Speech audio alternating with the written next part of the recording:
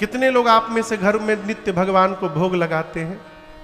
लाचीदाना और मिश्री की बात नहीं कर रहा हूं, ना काजू किशमिश की।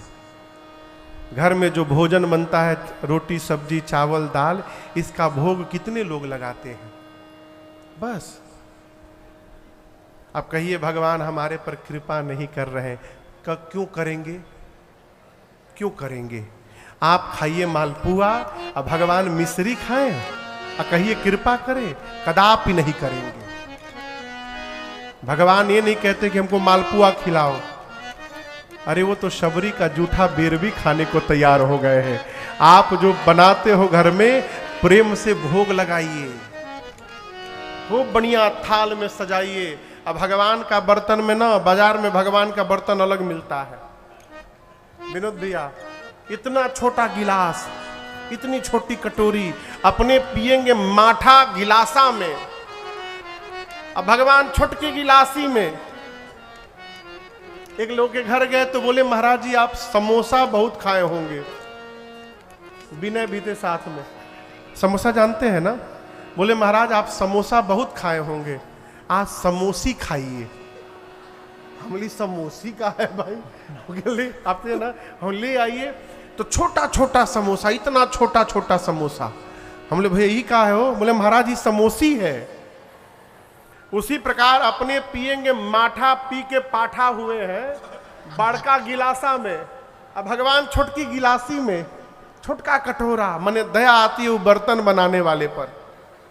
उसी में हम तो रोज भगवान को भोग लगाते। का चींटा वाला बताशा अलचीदाना ये न करिए, भोग लगाइए।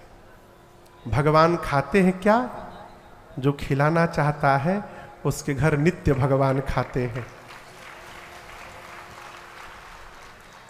कर्माबाई को जानते हैं ना? कर्माबाई श्री जगन्नाथपुरी, इसी कलयुग की घटना है, कलिकाल की। जगन्नाथपुरी मंदिर में गई, देखी कि दोपहर में पुजारी जी ठाकुर जी को भोग लगा रहे थे। कर्माबाई बोली प्रभु कि पंडित जी तो भूखों मार देंगे आपको, बताइए सुबह से आप कुछ नहीं खाए हैं, पेट खाली होगा आपका। अब यहाँ तो मैं कुछ नहीं कर सकती हूँ प्रभु, आप एक काम करिएगा, कल सुबह मेरे घर आ जाइएगा, मैं कुछ खिला दूंगी, फिर भोग पाइएगा आप। कौन बोला? किसको बोली? जगन्नाथ भगवान को बोल कर गई। खुद मांग मांग के खाती थी। उसके घर में दूसरा कोई नहीं था, अकेले रहती थी झोपड़ी में, और दिन भर मांगती थी और वही खाती थी। अगले दिन सुबह उठी, न मुंह धोई, जल्दी जल्दी पानी चढ़ा करके उसमें चावल डाल करके खिचड़ी बनाई, दाल डाल के खिचड़ी बना के रखी। तब तक भगवान कन्हैया 8 साल के बालक का रूप धारण करके दरवाजे पे पहुंच गए। ये कहानी नहीं सुना रहा हूं, ये मैं सत्य घटना सुना रहा हूं आपको, कर्माबाई की। इसी कलयुग में जन्म लिया था उन्होंने। भगवान पहुंचे, बोले माँ मुझे बहुत भूख लगी है, खिला माँ जल्दी। माँ बोली तुम्ही को ढूंढ रही थी, जल्दी पाओ। थाली में खिचड़ी रखी, भगवान गर्मा गर्म खिचड़ी पाए, चले गए। अब डेली का हो गया, रोज सवेरे भगवान आते थे, खिचड़ी खिलाती थी। संत तो कहते हैं जिस नीम के दातुन से दातुन करती रहती थी, उसी दतुनुआ से खिचड़ियां घुमा भी देती थी। दातुन करते करते घुमा भी देती थी खिचड़ी। और माई का नाम कुछ और था, लेकिन कृष्ण मोहन जाके बैठ जाते थे, कहते जल्दी कर माँ, जल्दी कर माँ, लेट हो रहा, जल्दी कर माँ। ये कर माँ करते करते उनका नाम कर्माबाई हो गया। और आपको बताऊं, जब कर्माबाई संसार में नहीं रही तो उनके जाने के बाद महीनों दिन तक उनके घर से सवेरे सवेरे एक बच्चे के रोने की आवाज आती थी। भगवान कृष्ण जाते थे, खिचड़ी न मिलने के कारण बैठकर भगवान घंटों रोते थे माँ के लिए। आपको शायद पता न हो, एकादशी के दिन चावल छूना भी पाप है। एकादशी के दिन चावल स्पर्श भी नहीं करना चाहिए, खाना तो बहुत दूर की बात। आप में से जो एकादशी का व्रत नहीं करते हैं उनसे मेरी प्रार्थना, कोई बात नहीं, लेकिन कम से कम एकादशी को दिन चावल न खाइए, रोटी भले खाइए। व्रत करें तो और अच्छा। दिन वाला करें कि अनहरिया वाला करें कि अजोरिया वाला महाराज? माने शुक्ल पक्ष वाली एकादशी की कृष्ण पक्ष वाली एकादशी, दोनों करिए, दोनों करना चाहिए। एकादशी के दिन चावल छूना मना है, लेकिन आपको सुनकर आश्चर्य लगेगा, एकादशी के दिन भी श्री जगन्नाथ भगवान को खिचड़ी का भोग लगाया जाता है सबसे पहले, डेली। एकादशी कभी मंदिर जाइएगा ना जगन्नाथपुरी तो दर्शन करिएगा। एकादशी पहुंचे भगवान के सामने, अब बोले प्रभु आज आप खिचड़ी नहीं खाएंगे। भगवान बोले क्यों? मैं आ गया हूं। भगवान बोले कौन हो तुम? बोले मैं एकादशी हूं। बोले तो?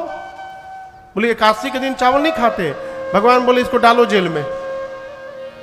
आप जाइएगा वहां मंदिर के पीछे दीवार पर एक जेल बना है, और कहते हैं उस जेल में एकादशी को उल्टा लटका दिया गया है। पूरी धरती पर जगन्नाथपुरी एक ऐसा क्षेत्र है जहां एकादशी को चावल खाने से दोष नहीं लगता है। ये क्यों? कर्माबाई के प्रेम के कारण। यदि उनके घर भगवान खाने जा सकते हैं तो हमारे आपके घर क्यों नहीं खाएंगे? इसलिए नहीं खा रहे कि हम खिला नहीं रहे हैं। भगवान को भोग लगाइए। तुम ही निवेदित भोजन करही, प्रभु प्रसाद पट भूषण धरहि। घर में कोई भी नया आभूषण वस्त्र कपड़ा आवे तो पहले भगवान को पहना करके उनको अर्पित करके प्रसाद बना लिया जाए और उसके बाद अपने ऊपर धारण किया जाए। राम जी, ये सब काम जो मनुष्य करे, आपकी सेवा करे, तीर्थ की यात्रा करे, श्रेष्ठ को प्रणाम करे, आप उस मनुष्य के हृदय में जाकर के बैठ जाइए। आपके लिए चौथा स्थान है प्रभु। अब पांचवा घर, मंत्र राजनित जपहि तुम्हारा, पूजहि तुम्हि सहित परिवारा, अर्पण होम करहि विधि नाना,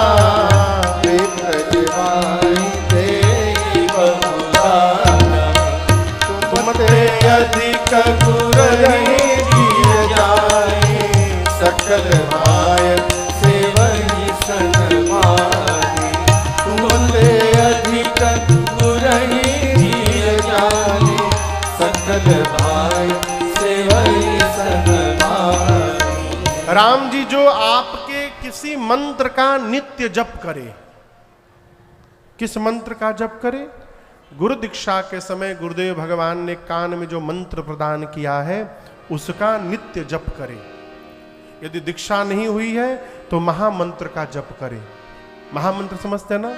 हरे राम राम राम हरे हरे, इसका जप करे। ये भी यदि नहीं, आपके इष्ट यदि कोई और है तो उनका नाम जप करे। नित्य जो आपके मंत्र का जप करे राम जी, और पूरे परिवार के साथ आपकी पूजा करे। किसके साथ करे? जोर से बोलिए। आप में से 4 बजे भोर में आरती भगवान की कौन उतारता है?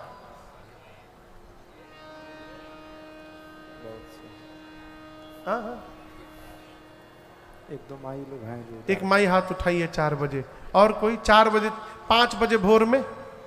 5 बजे कर देते हैं। 5 बजे बहुत लोग हैं। हाँ। अकेले करते हैं कि पूरा परिवार रहता है 5 बजे भोर में? अकेले। बंद करिए आज से करना। ये कहीं किताब में नहीं लिखा है कि आप 5 बजे भोर में घंटी बजाइएगा तो भगवान प्रसन्न होंगे। 5 बजे न करिए, 8 बजे करिए, लेकिन कैसे करिए? पूरे परिवार के साथ करिए। मैं बहुत गंभीरता से कह रहा हूं। जिस परिवार में केवल मुखिया भगवान की पूजा करता है, उसके जाने के बाद उस घर में भगवान की पूजा बंद हो जाएगी। बच्चे कहेंगे हमको तो आता ही नहीं है, बाबूजी करते थे, बाबूजी का अब कौन करेगा? भगवान को पहुंचाओ मंदिर पर। भगवान जब पहुंच जाएंगे घर के मंदिर पर, बाहर के मंदिर पर, इसीलिए सबको ले करके करिए, छोटे छोटे बच्चों को खड़ा करके करिए। महाराज बच्चे नहीं करते आरती में, पूजा में आते नहीं, मोबाइल में रहते हैं। सड़ा लचीदाना लगाइएगा, कोई नहीं आएगा।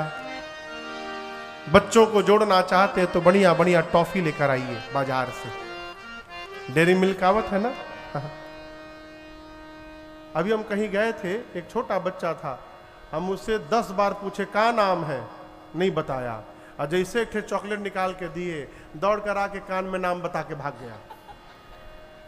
लालच देकर जोड़िए बच्चों को, उनको सरात को दिखा दीजिए, ये देखो ये बबली सिल्क है, सवेरे जब आरती होगी ना तो प्रसादी मिलेगा तुमको।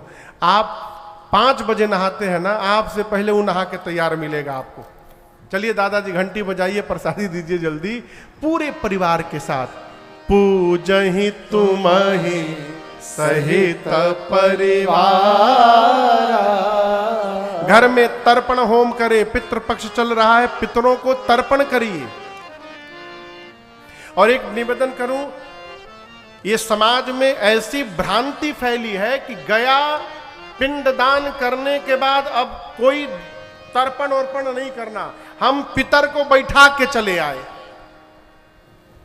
बैठा के चले, आपसे महामूर्ख कौन होगा संसार में, है? पितर कोई भूत प्रेत थोड़ी है, वो देवता है। ये भ्रम से बाहर निकलिए कि गया पिंडदान कर दिए, उसके बाद फिर घर में ये पितृपक्ष में श्राद्ध वाद नहीं करना, ये भ्रम है। नियम कहता है, धर्म कहता है, जब तक गया में पिंडदान नहीं किया है आपने, तब तक प्रत्येक वर्ष पितृपक्ष में आपको कर्जा लेना पड़े, जमीन बेचना पड़े, कुछ भी करके आपको घर में वो जो व्यवहार होता है लोकाचार श्राद्ध कर्म का, वो करना पड़ेगा, किसी भी कीमत पर करना पड़ेगा। और यदि आपने गया पिंडदान कर दिया, और यदि आपके पास अर्थ का अभाव है, पैसा नहीं है आपके पास, उस व्यक्ति को छूट दिया गया है कि जिसके पास रुपया नहीं है, चलो तुम गया में पिंडदान कर दिया, अब तुमको अब नहीं करना है, तुमको मुक्ति। लेकिन यदि आपके पास अर्थ है, अब पैसा रुपया है, तो गया पिंडदान करने के बाद भी प्रत्येक वर्ष पितृपक्षों में पितरों का आवाहन करके उनका श्राद्ध कर्म विधिवत करना चाहिए, ये नियम है।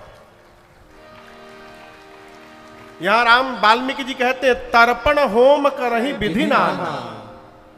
अमावस्या को तर्पण करे, पूर्णिमा को भगवान की कथा सुनकर होम करे, ब्राह्मण देवता जो आए हैं उनको भोजन करा करके, नॉट ओनली भोजन, भोजन करा करके दान दे करके संतुष्ट करे।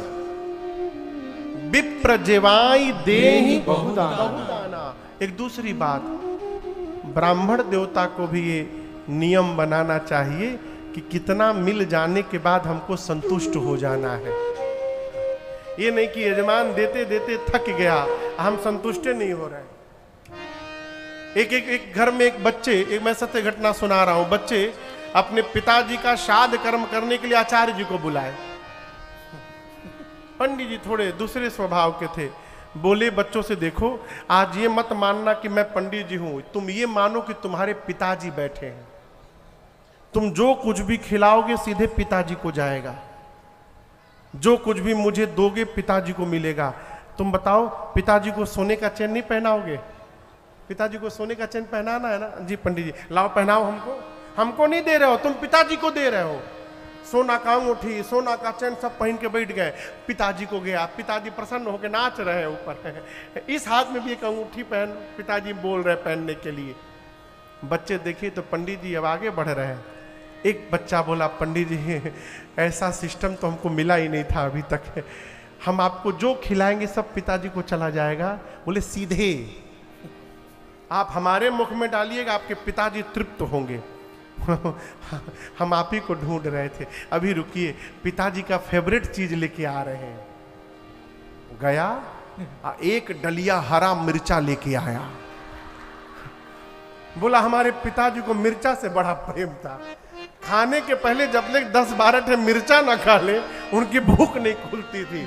आप पिताजी को मिर्चा पहुंचा दीजिए हमें। अब तो पंडित जी फंस गए। एक कथा कहती है यजमान को लगे कि हमने कुछ नहीं दिया है, आचार्य को लगे कि बहुत कुछ प्राप्त हो गया है, तभी आनंद है। यहां वाल्मीकि जी कहते हैं, राम जी ब्राह्मण को भोजन कराकर दान देकर संतुष्ट करें और आपका सम्मान आपसे अधिक अपने गुरु जी का सम्मान करे। और ये सब करने के बाद जो ये वरदान मांगे कि आपके चरणों में प्रीति जगे, हे राघव जी आप उसके हृदय में जाकर सीता जी लक्ष्मण जी के साथ वास करिए। आपके लिए 5 वास था।